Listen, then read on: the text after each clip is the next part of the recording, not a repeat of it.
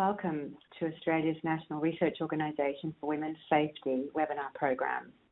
My name is Michelle Robinson. I'm the Director, Evidence to Action at ANROWS. In opening the webinar today, I acknowledge the traditional owners of the land across Australia on which we meet, and on behalf of ANROWS, pay our respects to their elders past and present. I also acknowledge the Aboriginal and Torres Strait Islander people present on this webinar today, and pay respects to your elders past and present. I think it's also important to acknowledge the impact of COVID-19. I would particularly like to acknowledge the impact on everyone, in particular women experiencing domestic and family violence and practitioners in our frontline services. Today's webinar on the practice of partner contact and prioritising women's safety and domestic violence perpetrator interventions draws on and unpacks the findings from the recently published ANROWS report, Prioritising Women's Safety in Australian Perpetrator Interventions, the Purposes and Practice of Partner Contact, led by Donna Chung, in combination with Sarah Anderson, Damien Green, and Rodney Blay. This report forms part of the ANROWS suite of projects which was not focused on measuring the efficacy of men's behaviour change programs, but rather aimed to learn more about women's journeys of support in the context of NBCPs in order to deepen our understanding of how these programs can help, hinder or replicate women's experiences of violence. With us on the panel today, I would like to welcome Professor Donna Chung from Curtin University, the lead researcher on the project, Damien Green, the CEO of Stopping Family Violence in Western Australia and co-researcher on the project, Rod West, Executive Manager, Centre Care in Western Australia. Their full bios are online at the registration page. The format of the webinar today will provide the presenters with an opportunity to give a brief overview of their engagement on the research. We'll proceed with a panel discussion, and there is then an opportunity for Q&A. And I encourage our audience to submit questions as we're going through, and you can do this by submitting it through the blue icon on the top right hand of your screen. We'll be taking those questions into the question box, and there'll be ample opportunity at the end of the webinar to take these questions to the panel. Turning to you, Donna, welcome. Thanks, Michelle. Nice to have you on the line. Donna, can you? I could say it's good to be here. Donna, in opening the panel discussion today, could you tell us about your research into prioritising women's safety in Australian perpetrator interventions, the purpose and practices of partner contact, by explaining what partner contact is, how the research was conducted and completed in briefly, and then would be really interested in understanding the key findings of the report. Sure. So first of all, I'll just go to the next slide, which is the background and rationale for the study. So people will probably, who've been around a while, will probably know that partner contact emerged as part of the men's behaviour change program developments, particularly starting in the 80s, early and then into the 90s. And increasingly it's been an area that's been contentious and needed sort of more attention and more work. So the whole intent with partner contact is that it acted as a form of accountability to women, and the accountability flows from both the perpetrators of the violence as well as practitioner accountability to women and children. And also, importantly, to provide a point of support, either through referral or directly as a partner contact response where the worker may be involved in that. What we've noted before we started the work, and in some ways was concerned with the work, is really that partner contact practices vary across Australia and they're evolving all the time. So we thought it was a really apt time to begin to capture what's happening, because there's not a lot of documentation about partner contact. Okay.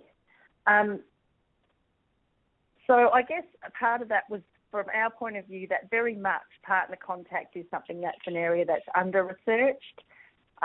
So most behaviour change program research looks at perpetrators, particularly perpetrators with justice system involvement, and that really stems to a lot of the work from North America.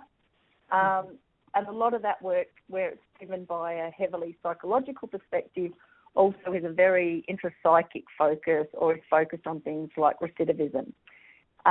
So there's not a lot of work about what the women's experiences are, and a few exceptions to that are people like Liz Kelly and Nicole Westmoreland's work with respect to UK. But largely, there's very little input from women in a lot of the NBCP research. Also, the other reason there's not a lot of research about partner contact is that it's not carried out in all men's behaviour change programs internationally. So a lot of the American programs, particularly the justice-oriented programs, don't necessarily have partner contact. So that's a real limitation of the current, apart from the limitation on women's safety, it's also a limitation in terms of why there's not much research about. So that really prompted us to want to do this work. Okay. So what we really wanted to do was to document partner contact, because there hadn't been a national attempt to try and document partner contact, although there had been various partner contact projects before. We really wanted to look at what was going on in the space of partner contact. And I guess one of the things about this project that we really wanted to do was document those kind of everyday practices, everyday dilemmas that people are facing, and the particular challenges. So kind of an up close and personal look at the coalface was really important for this one. We also wanted to look at how certain populations were being supported or otherwise in partner contact processes, and the extent to which they were catered for. Also, I guess the other thing that we've noted, both with programs generally and partner contact specifically, is that you cannot run the same sort of programs. It's not a copy-paste once you move outside the metropolitan area. So we wanted to try and get a grasp of what was happening for rural and regional populations as well. And ultimately what we'd love is that the research improves the quality and consistency of support provided. So I guess in some ways that's our ultimate goal for the research. In terms of the method, and I won't bore non-researchers with the method, we did a scoping review of the literature. So we looked at both what's in academic journals, as well as the grey literature, as well as a lot of work on whether people had written up their practice anywhere. So we looked at a lot of practice guidelines, etc. There wasn't a lot of work, and that's in the report for people. We did a national online questionnaire of practitioners, so we could get some national perspectives and national views, and it was great. We got 131 responses. We then followed that up with in-depth interviews, and we also did a survey for women whose partners were either in an MBCP or were recently exited one. Okay, next. So I guess when we sort of start to define partner contact, for us it's very much a service provided as part of men's behaviour change programs, where women and children can be offered appropriate and safe support. I guess, as I said before, we still see it that its original intent is really important around increasing accountability to women and children. And as I said there, I'd want to emphasise that it's also about practitioner accountability back to those women and children as well, because for us, they're the key focus for this work. I guess the other thing for me in that terms of that third point is that I think without partner information or ex-partner information, practitioners are kind of running around with only half a deck of cards in terms of what they know about the perpetrator. So I think for me it's also one means potentially that you triangulate data which aligns against your perceptions, perpetrator self-reports, and then the woman's perspective on top of that. And I think, you know, over the years we've had some fantastic examples of how much difference that women's voice has made to facilitators' understanding of what's happening in those spaces. And I think the other thing is, you know, always an ever-present thing for facilitators in this area is the kind of risk of collusion. So I think that it can also mitigate the risk of collusion to some extent, which is important. And then I guess finally it's really important to say that we've used the term partner contact, but it's often called different things in different jurisdictions. So victim support or victim contact, family safety contact and support, and various other terms. And I guess part of that is also because in some jurisdictions now, it's moving beyond partner contact to a whole of family approach. So It's a much broader approach which is deliberately inclusive of children in a way that traditionally programs haven't had the resources to include specific work for children, so have just primarily worked with the women. So just, note that. In terms of what it looked like on the ground, how it was organised and the modes or the methods of partner contact varied across the country.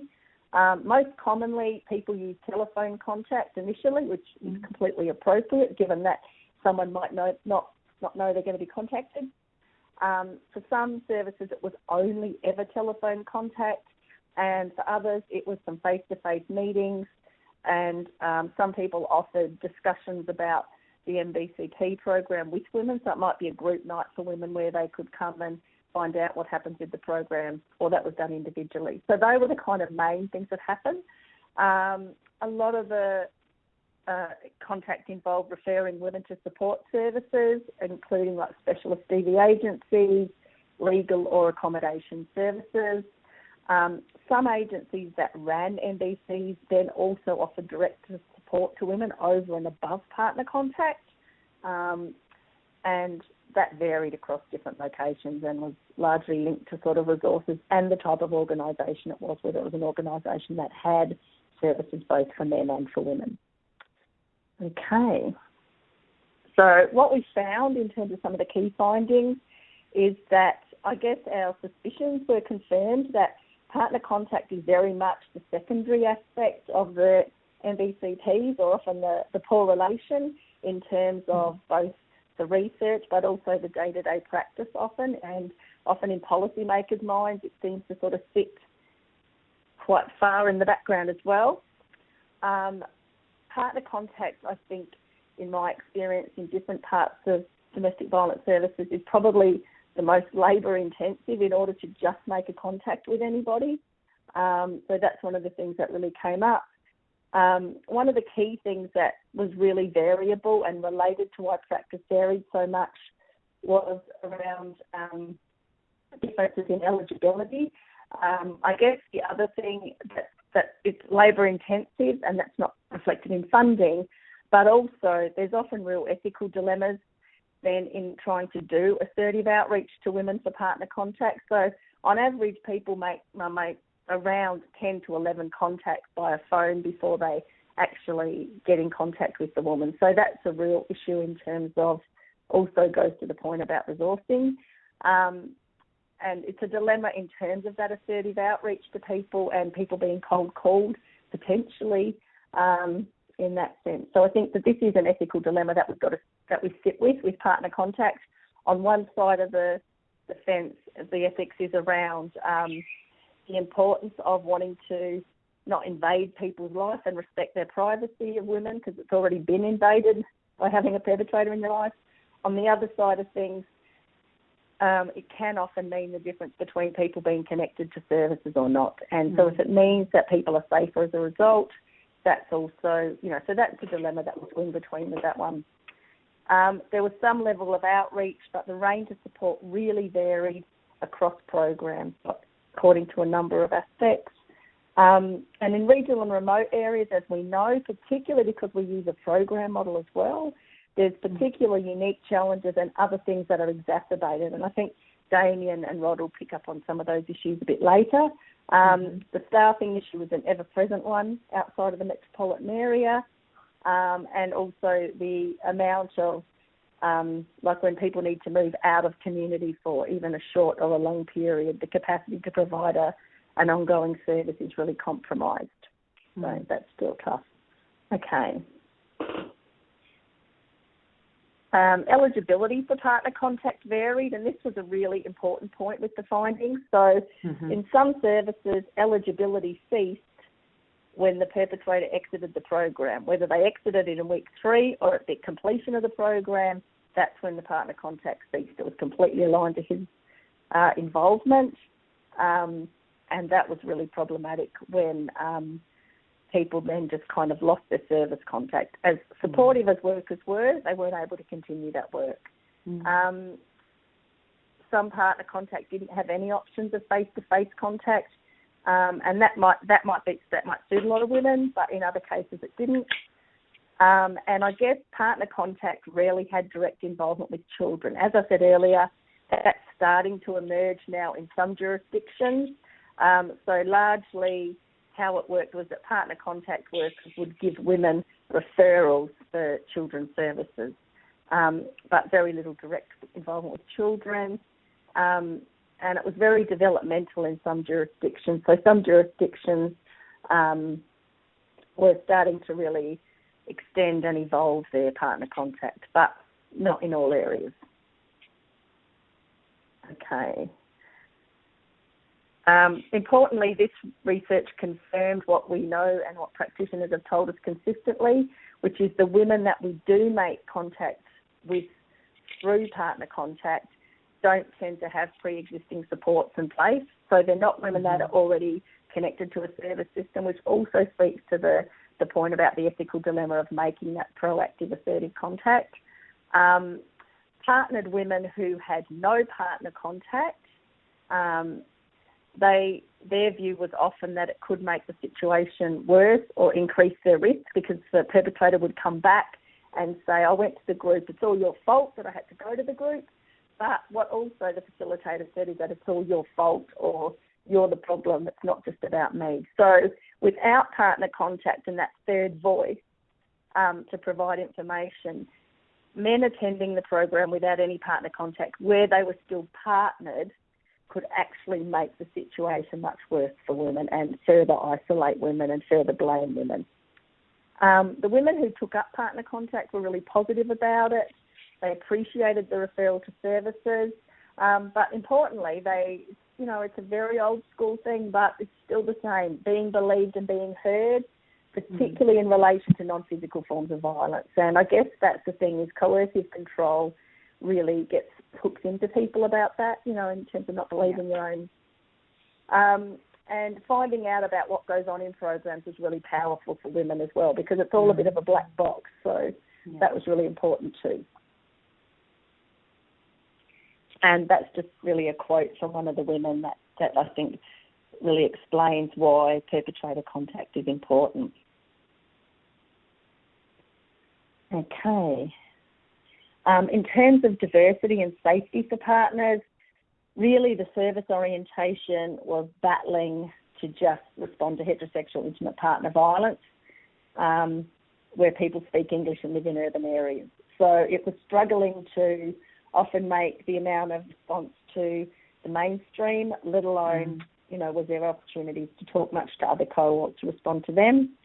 But partner contact should occur within the context of holistic work, particularly with Aboriginal and Torres Strait Islander family violence services. And some of that is occurring just in terms of the way that ACOs or Aboriginal workers in mainstream services are developing their work. So I think that's the next sort of area where we need to be sort of documenting what's happening and sharing that information so we can start to see what diverse responses are needed. Similarly, little consideration has been given to the needs of women with disability. And one of the things is that if we have phone contact and women are non-oral communicators, then in fact, you're not going to make contact with me if I'm a non-oral communicator. So I think, it's not just about physical lack of mobility, but thinking about this broadly. Similarly, women from cold backgrounds or LGBTQIA plus are even more difficult to reach because the programs are mainly for heterosexual men. So, this is a real gap that links back to the NBCP, not just about partner contact. Partner contact is the carriage that sits behind the NBCP horse. It reflects that there's a lack of specialisation in men's programs themselves. So we need more flexible options that can really support women much better and support children more broadly. Great. Thanks, Donna. I think that's a really wonderful overview of the research and in particular the findings. And we will come back to the recommendations, but I think you've really clearly shown that it is a piece of research and very focused on frontline practice and support for women with partners or ex-partners or who are in men behaviour change programs. And I think one of the other areas of the research that has been very, very useful is the practice guide that the team has produced as part of the project, and we will talk about that a bit later in the webinar. I'd like to introduce the next two presenters, Damien Green and Rod West, who are going to talk about how their organisations incorporate partner contact into practice or training. Damien, we'll turn to you first. You're the CEO of Stopping Family Violence in Western Australia. Welcome to the panel today. Thanks, Michelle. It's great to be here. Yeah, good. And now, Damien, Stopping Family Violence provides training on perpetrator interventions, including the delivery of men's behaviour change programs. What do you see as important elements of the practice of partner contact in this context? Yeah, so we were interested in becoming involved in this project, mostly because, internationally, there's been, some, but not a lot of research that's done in terms of how does this picture fit together? How do we conceptualise the work of partner contact within the frameworks of men's behaviour change? And what does it mean for service delivery? So, this project itself provided a really good opportunity to look at that a bit more deeply and with a bit more rigour in terms of looking at how practice has developed. And I think from our point of view, what really came out of the research was, as Donna's been speaking to, that the range of practices and theoretical approaches to the work was really diverse, and it was diverse across Australia and also internationally. And as we looked at that, it became apparent that partner contact is really clearly a product of its evolution, and that the way that practice has developed is reflective of the various contexts in which it developed. So really what I mean by that is that as programs, men's behaviour change programs, developed and became operational, there was kind of this ethical imperative to think about what does that mean for the victims of the perpetrators that programs are engaging. And really, from a practitioner point of view, the need to ensure that there was some kind of active outreach to those people who, often were identified as quite isolated and in need of support.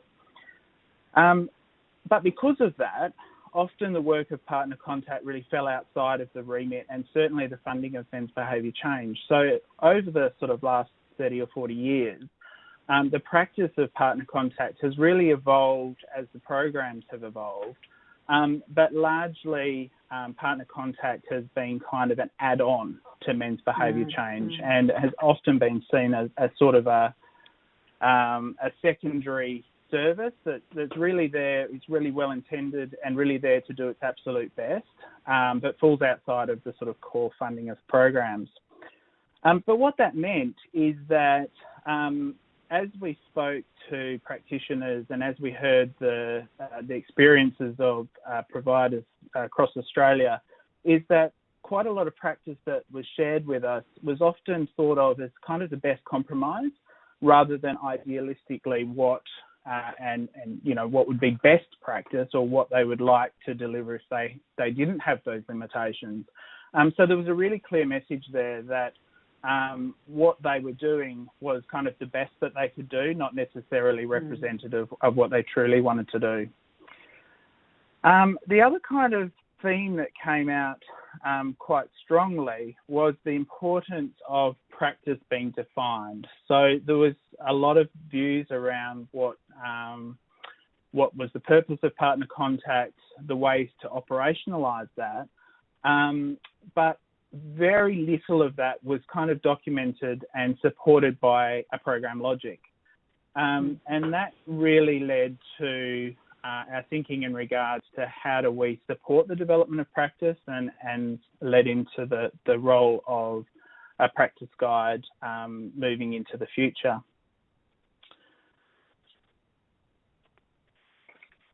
I'm just going to catch up with the slides.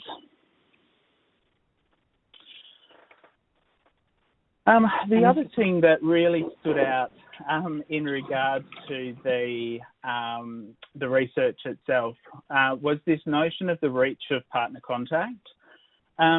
So Donna mentioned earlier the change in terms and the kind of evolution of the work from one of being partner contact through to family safety and really thinking about the provision of family support. And this was another area that was really strongly identified as a need, both across practitioners and providers, but also by victims themselves in terms of what does happen around supporting kids, and more broadly, what does happen around supporting family members where it's family violence.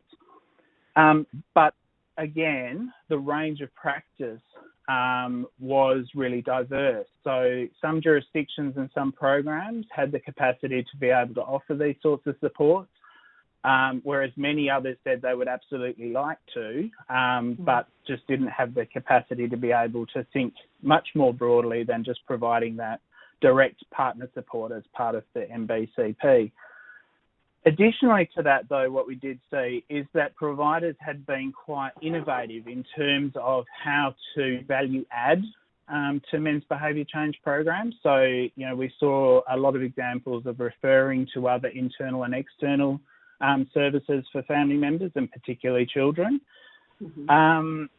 But broadly speaking, the numbers of programs that were able to facilitate the provision of support beyond kind of the adult victim, if you like, was really quite limited, and certainly an area that needed to be further considered.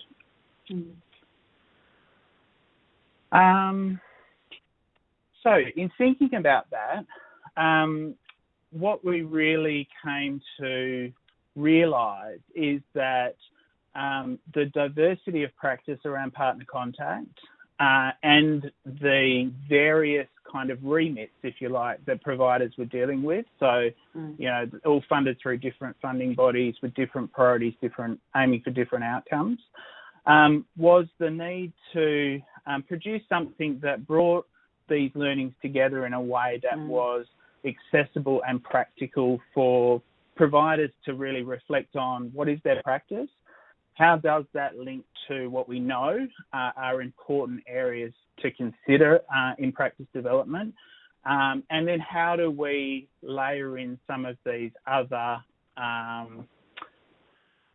needs and build that into advocacy moving forward. So how do we incorporate the needs of children and our practice around that, for example. So that kind of led to the development of the practice guide. Which is fabulous. It's a great guide, and it pulls together a lot of the practice findings. I commend it to everybody on the webinar. You can download it from the ANROWS website. I can see all those questions coming in. That's great. If you're wanting to ask a question, you can submit it to the panel by clicking the blue icon on the top right-hand side of your screen. Damien, thank you. That was a really great overview and definitely a good understanding of some of those elements that are important in terms of practice of partner contact from a training perspective. And that guide goes a long way to assisting that for organisations that will be operating in the area. I'd like to now turn and introduce Rod. Rod West is the Executive Manager at Centrecare. Hi, Rod. Hi, Michelle. Nice to be in contact again. It's been some time since we last spoke. Rod, I guess from a practice perspective, we've heard both Donna and Damien speak to the research and the importance of partner contact and the way in which they have gathered the insights that form both the report and the practice guidance. It'd be really interesting to understand from you, how does Centrecare currently provide partner contact services in the men's behaviour change programs that you offer? It'd be great to hear what are the practicalities and who does the work in your area, in your service. And then maybe if we could touch on what, as part of that question, what's working and what challenges you found. Yeah, sure. Thanks, Michelle. So I think I'd like to probably just start by acknowledging that the majority of the work is done by our female staff, which I think, is brought up in the research that's been done by Donna and the team, and both Donna and Damien have really, I think, when you read through the research, it wonderfully captures both, I think, some of the things that we do well as the gaps that are present. So in terms of what partner contact looks like for Centacare at the moment, and again, I guess I should preface it by saying it is primarily I'm giving an urban-centric view of what we do. So our partner contact staff are our own counsellors. They're internal, but they don't facilitate the men's behaviour change program. So we set up the partner contact files, again, separate to the men who are engaged in the men's behaviour change program, but they are linked, so there's that transfer of information that staff have access to. And obviously that's, part of that has been through a history of, learning as, when files are subpoenaed and ensuring that we can keep information separated where we need to reduce risk for those women. So we gather partner contact details at the first session that perpetrators attend, and that is primarily the contact that we initiate is always initially by telephone, and often it's not answered, and I'm sure that experience is not uncommon, and again it is mentioned in the research, but we also do offer face-to-face contact to meet a worker and build rapport for them to be able to show where we are located. So when we gather that information initially from perpetrators, what we seek is their current and previous partners up to 2 years, as well as any previous partners where there's ongoing contact with children.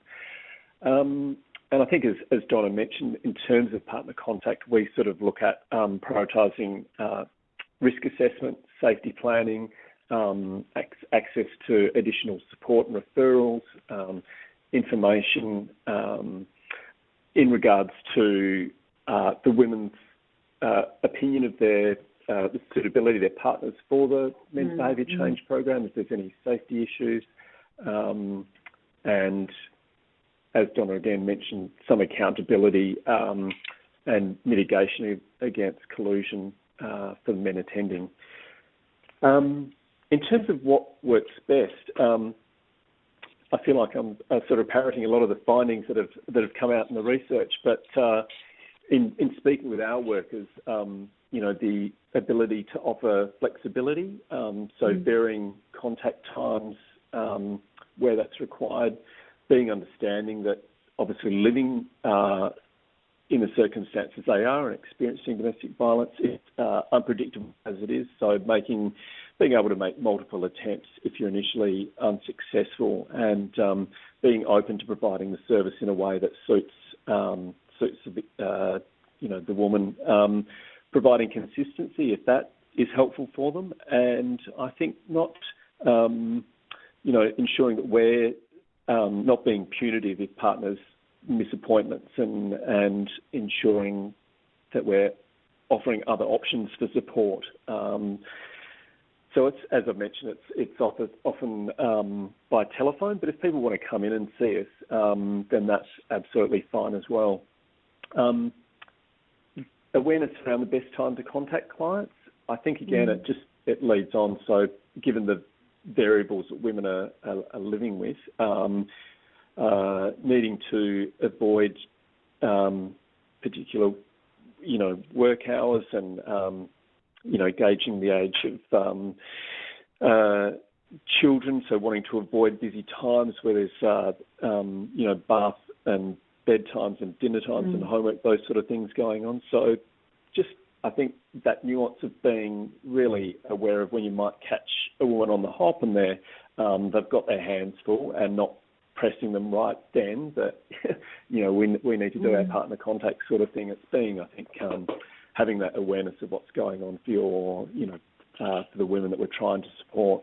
And then working hard to make a connection. I think, all the staff that undertake our partner contact, as has been mentioned, you might be cold calling out of the blue. It's unexpected. Often you might receive an angry or frustrated response. And it's, again, listening, getting through that and ensuring that, that obviously we're not personalising that response, but we're, listening and, to what it is that they need. And, going back multiple times if it's deemed appropriate and suitable to do that, to try and make a connection. And then I've mentioned what works best, not assuming that when we're asking partners or ex-partners about their level of safety, that we're not assuming that is equating to, progress in the men's behaviour change program.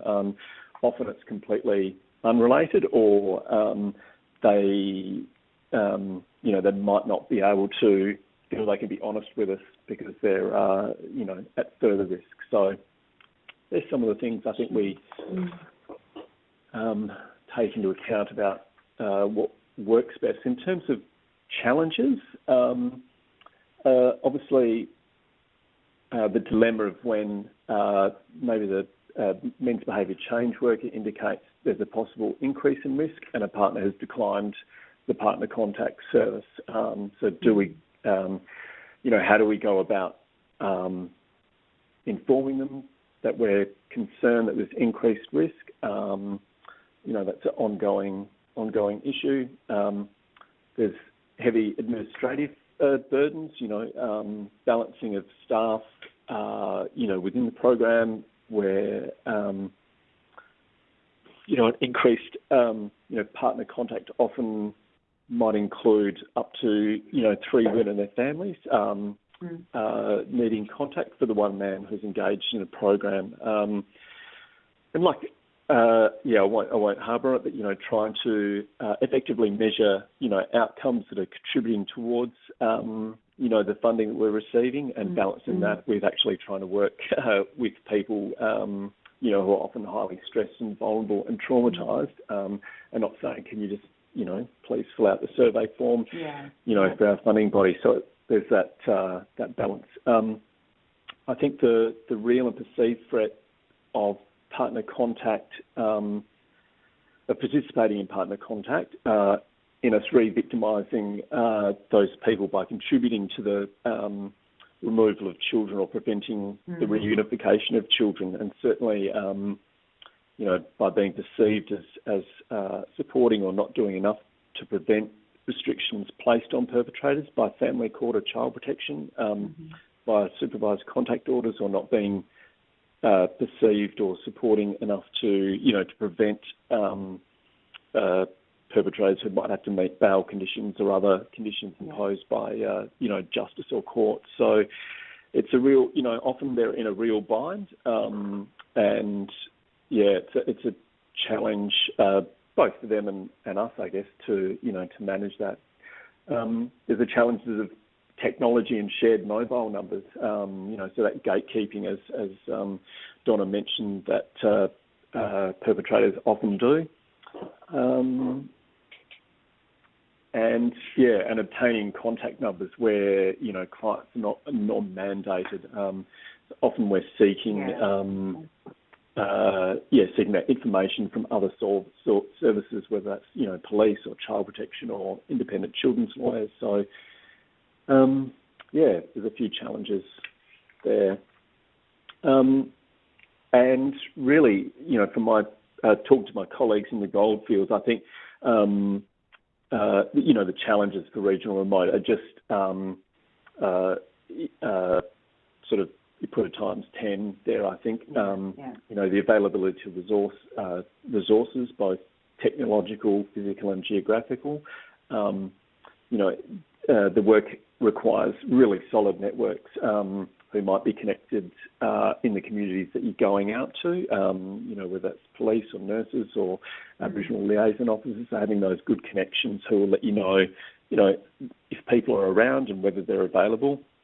Again, out in the regions, there's that geographical time lag, between receiving a referral, being able to travel perhaps a few hundred kilometres, and by the time you get there, maybe that moment's passed. It could be days or a week later, and things are, I say, resolved in inverted commas, but the initial requirement has passed. Issues of confidentiality in smaller towns and communities means that outreach isn't always possible. Everyone knows, the counsellor or support worker, who they are and who might be going to visit them. So there's that lack of confidentiality means that clients, can be at risk of payback or, further abuse from perpetrator as well as the family, and not necessarily physical, but could be withholding of money or other means. And then, the cultural barriers, both amongst Aboriginal people, but also certainly in the goldfields where there's a large migrant community, many women who have married and come in on non-resident visas, who are unsure of their legal rights, unable to access benefits, the lack family and social supports, and not sure of what's available to them. So obviously the challenges for regional remote Australia are magnified. I can imagine, and I think there's very interested listeners in Northern Australia who are looking at that very issue for the provision of partner contact in remote areas of North Australia. Thanks, Rod. That was a very, very useful overview of what's happening on the ground, the practicalities of partner contact and how it's being provided through Centre Care in Western Australia. We are running a bit over, so if listeners are happy to stay sort of 5 or 10 extra minutes, we will continue with the rest of the program and still ensure that we have 15 minutes for questions at the end. I wanted to move back to you, Donna, in terms of we've discussed the key findings and your report identified recommendations for both policy and practice. And one of the findings in the report was the issue, I guess, around partner contact supports often tied to the participation or continuation in a program by the perpetrator who chose to use violence. Donna, are you able to expand on the recommendations of how partner contact services could be resourced to ensure women have ongoing access to support irrespective of their ex or their current partner's men's behaviour change program attendance, and maybe a little bit of background about why this needs to happen?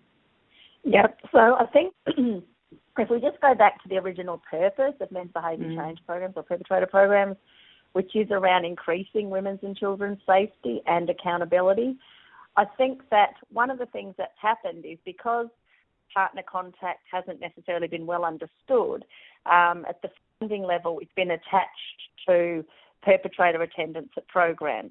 So once he exits the program, the resources for partner contact end for the woman or continue for something like a 2 or a 3 week period, depending on the agency. The dilemma that this creates for women is that they've often developed a service network and developed rapport with the worker, and so to then have the perpetrator kind of, if you like, yet again calling the shots on when that service will start and end for her is actually really problematic, because her access to service is completely dependent on him and unlinked to what her needs might be for further services and for further support. So from our point of view, as a part of men's behaviour change programs, partner contact with women and children needs to continue as long as it is meeting their needs around improving their safety and in opportunities for accountability. So by totally linking it to his participation, then one of the issues is that we cut her off from services, we cut children off from services, but also it puts him back in charge of her service access too, which I know is an unintentional impact or effect of that, but that's in essence what happens. And some women reported that, and some workers reported that in the research as well, that they felt like their women's access to services was at the mercy of the perpetrator.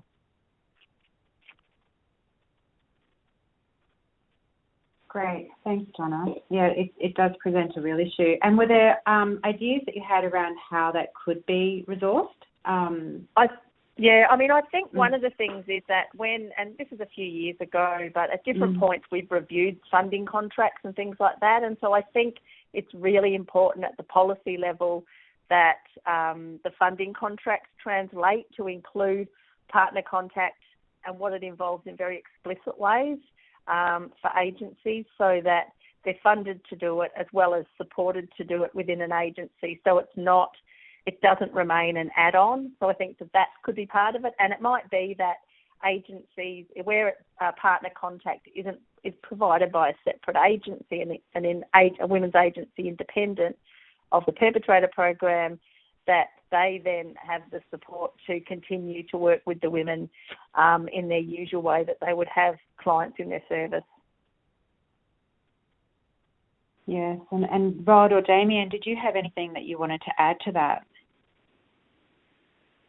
I think just to reiterate, really, that the provision of partner contact is viewed as an important service in its own right, and to really be clear in terms of what that relationship is between the partner contact service and the Men's Behaviour Change Program, and to make sure that that's supported by those clear policies and procedures that take into account, I guess, the different ways that organisations have operationalised the delivery of partner contact services, but also the different nuances of the responses for wherever that program is being provided. So, for example, if it is in a regional and remote area, that the kind of ideology around the provision of partner contact is compensated for in terms of the way that it interacts with the Men's Behaviour Change Program, to make sure that that response is actually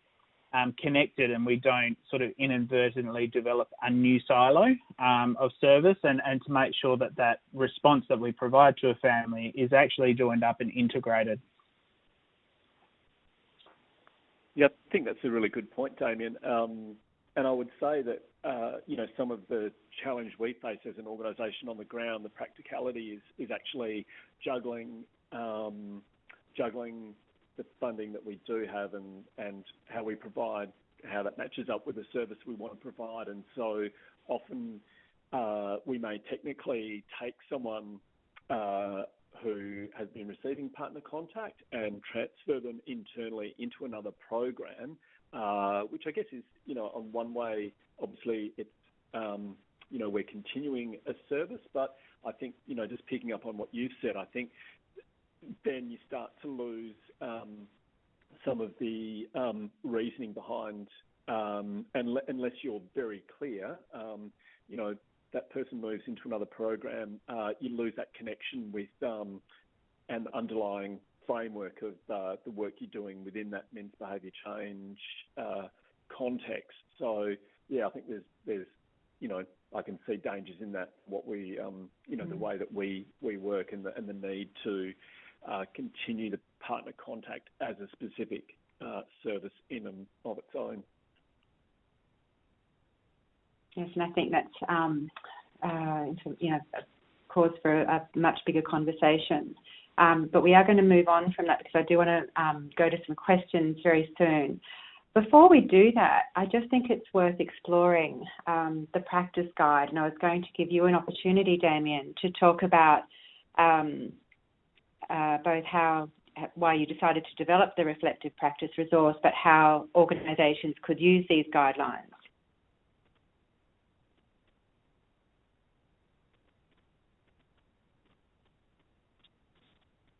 Are you there, Damien?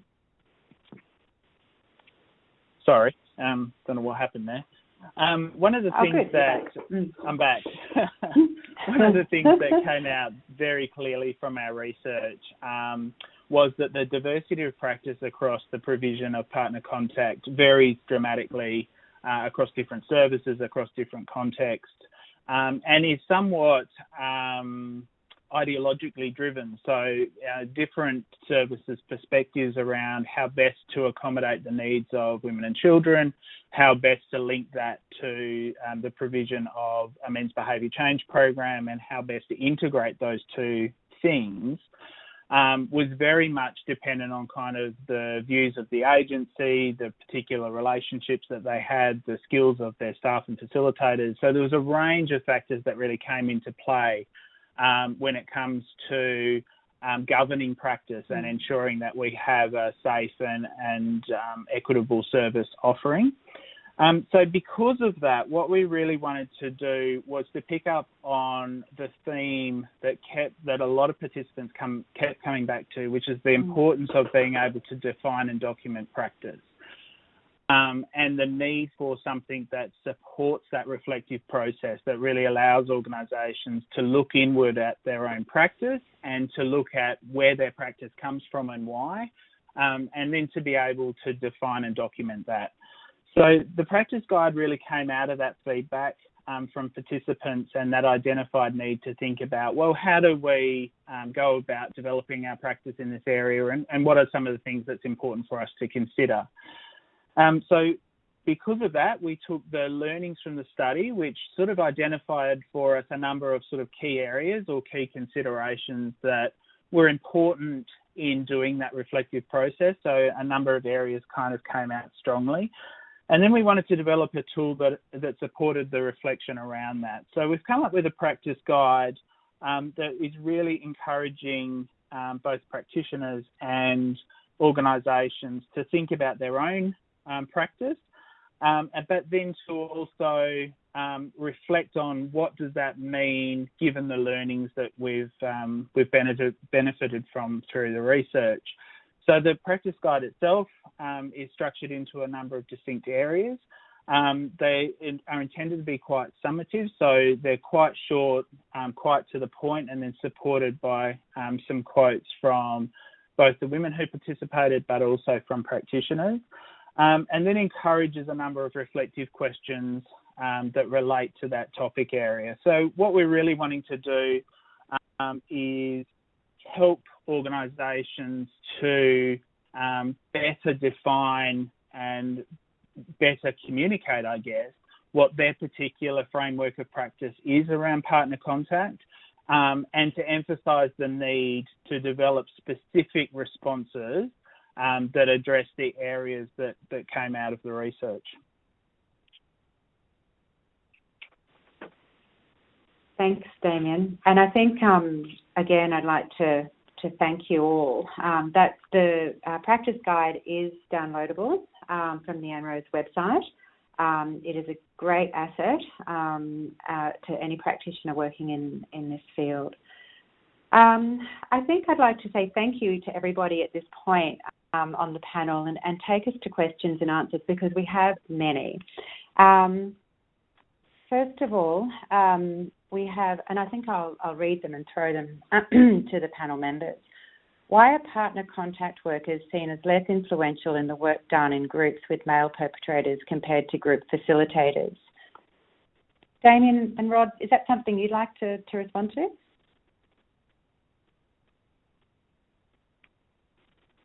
Sure. Did you want to go first, Damien, or? Yeah, sure. Yep.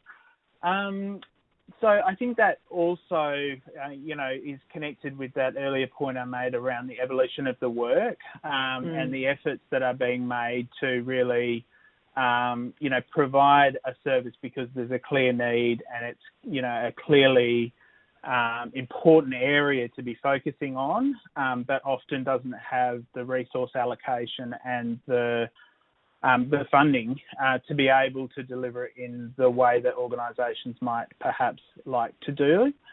And what that means in practice, and it came through very strongly in a lot of the practitioner interviews, was that the time for partner contact was incredibly limited. The availability of staff to perform the contact, the numbers that staff were dealing with, sort of all of those really well-established, well-known implications when you are, really tight on resourcing, also has a flow-on effect to how does that integrate to the MBC. And as part of that, I think what we've found is that the level of integration between the two is really hindered by that lack of availability, the lack of resource. And I think the other thing is also how do we integrate the work of partner contact into the response provided in group? And one of the other themes that came out really strongly was, what does the response we provide to women and children, how does that influence the work that we do with men? And I think that, we've tried to capture that through the practice guide by really asking organisations to name that. So to really, look into the relationship between the two services and to be able to clearly articulate, when this happens, what does that mean for the guy in group? What does that mean for the group facilitators? How are we going to manage this safety risk and so on? So, look, I think part of the challenge is going to be the resourcing one because, almost universally the partner contact workers we spoke to, manage incredibly high caseloads. And I think that'll be very, very difficult to ask much more from them unless we see the resourcing that enables that. Great. Thanks, Damien. Rod, was there anything that you wanted to add in terms of what happens on the ground in your service?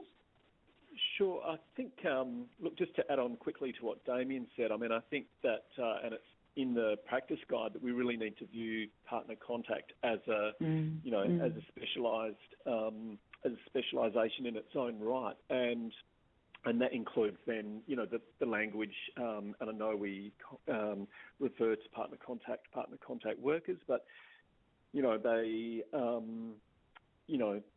they really need to be counsellors and advocates and case managers, and, the incredible intricacy that's involved in understanding the men's behaviour change programs and then working with partners and undertaking that probably isn't captured in the language that we use as well. Calling people partner contact workers. So that's something from my own thoughts. That we probably need to think about as well. And we have a clarifying question. We've touched on this a little bit during the course of the discussion, but someone's asked, when is partner contact initiated and by whom? Is it when the perpetrator accesses the perpetrator intervention program, whether they are voluntarily or mandated to participate, or does it happen irrespective of whether the perpetrator is on the program or not? Yep. So I can just speak from our point of view. It's when we receive contact with the perpetrator at that first session, and part of that first session is garnering the contact details for their partner. So it's it might be a number of weeks, or they may never enter the program. So that's why we get that partner contact information at first contact, and that's when that's instigated. Yeah, and as we've discussed, it's not a consistent process across the board. Yeah. Donna, we have another question I think that that you could respond to. What are the ethical issues and guidance on contacting partners and ex-partners out of the blue when they're not expecting it?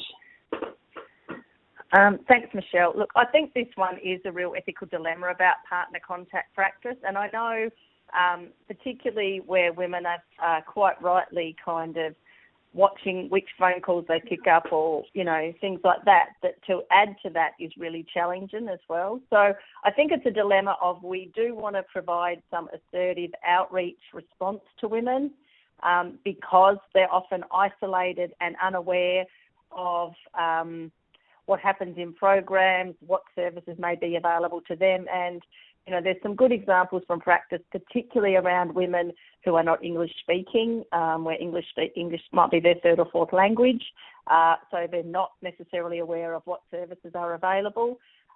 So for those women, to make that contact is really important, to check in and see how they're travelling, versus wanting to respect women's privacy, that if they don't want to pursue any contact through partner contact, that's fine as well.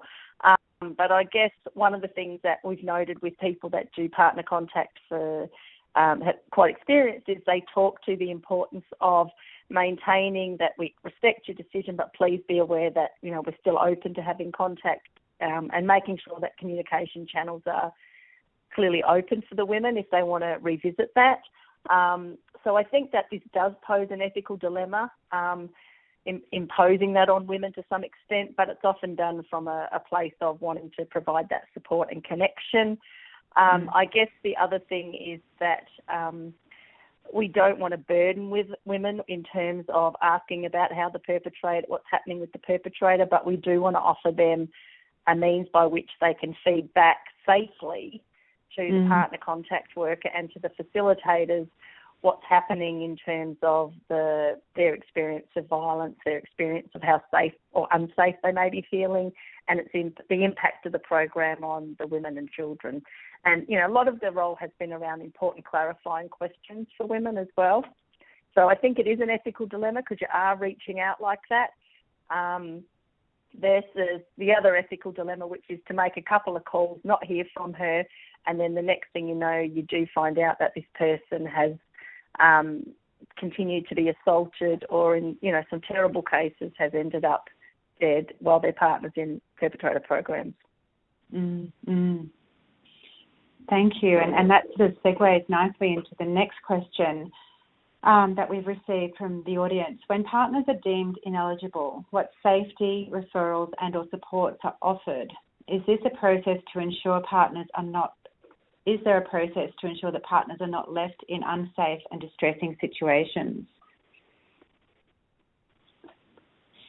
I'm happy to make a comment on that one. Again, what came through from speaking to the service providers was that they would do their very best to make sure that whatever capacity they had to provide support was available.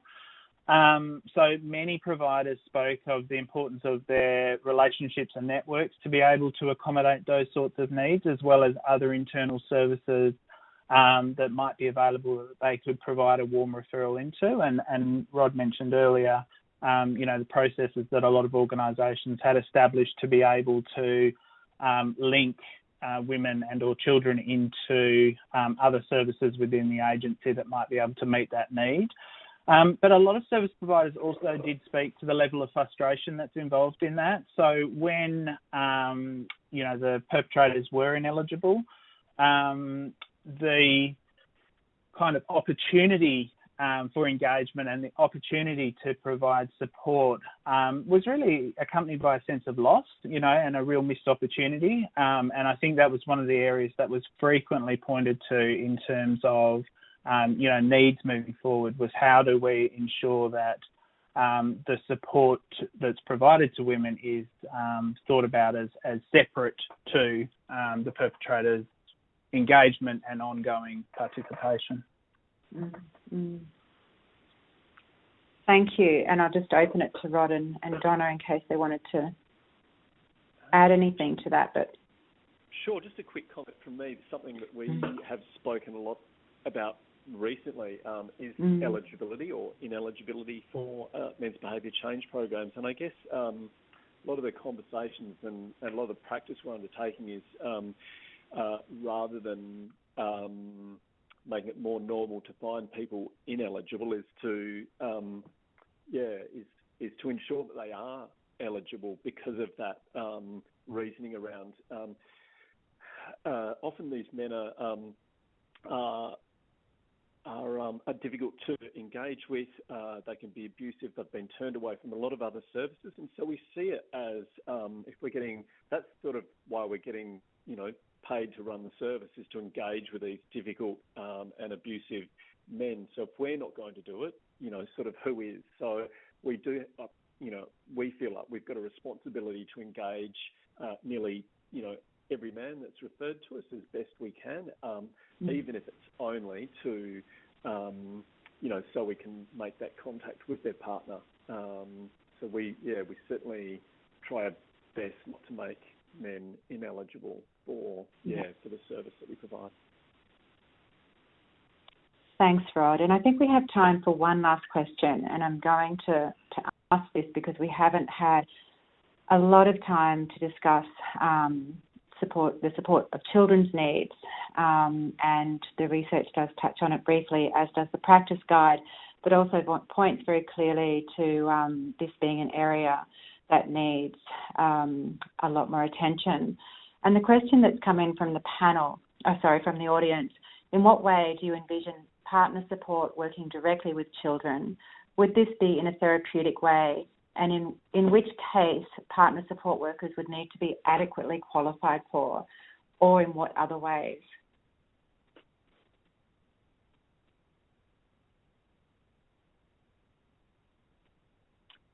Damien, would you like to start us off with that? Yeah, sure. I'm happy to. I think this is one of the areas that really does require a lot more work. Certainly, there are some examples of practice that's developing in various jurisdictions across Australia, where providers are really starting to grapple with this issue of broader family support and what does that mean for men's behaviour change programs, and how does that fit with specialist women's services and specialist services for children. The kind of views that were shared in the research was quite varied around this. Some providers felt quite strongly that that was outside of the remit of, the work that happens within the MBC context through partner contact, and was very much a specialist service, whereas other participants felt that, the incorporation of work with kids is vital and essential to men's behaviour change work moving forward.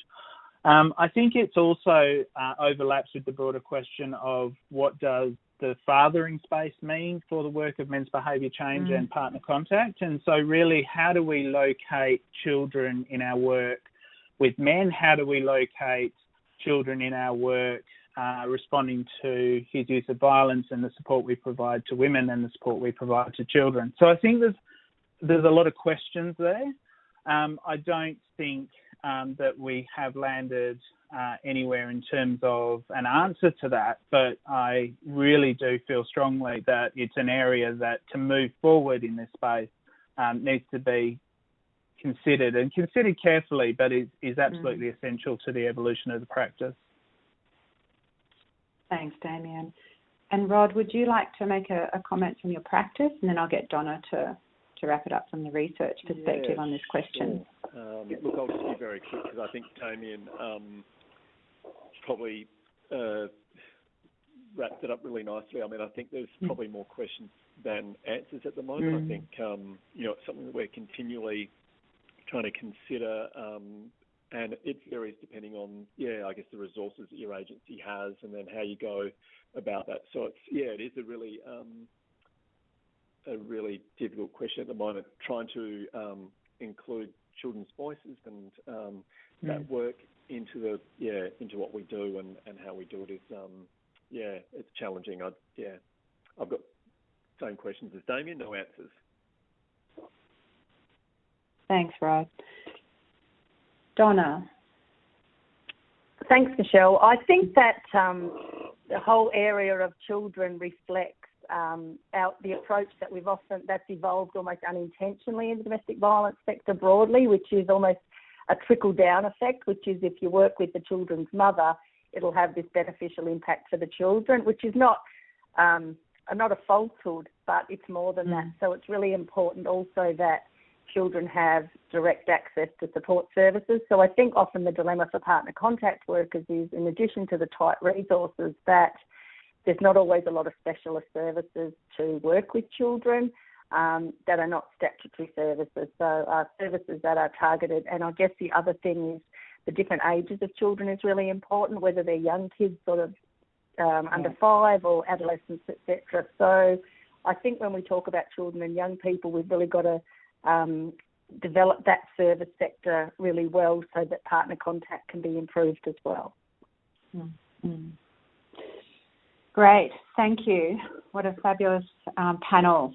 I'd like to thank you all, Donna, Damien and Rod, for the time, and congratulate you, Donna and Damien, on the research report and the practice guide, which are really fabulous resources. And the research to policy and practice, along with the report and the guide, are all on the available on the ANROWS website.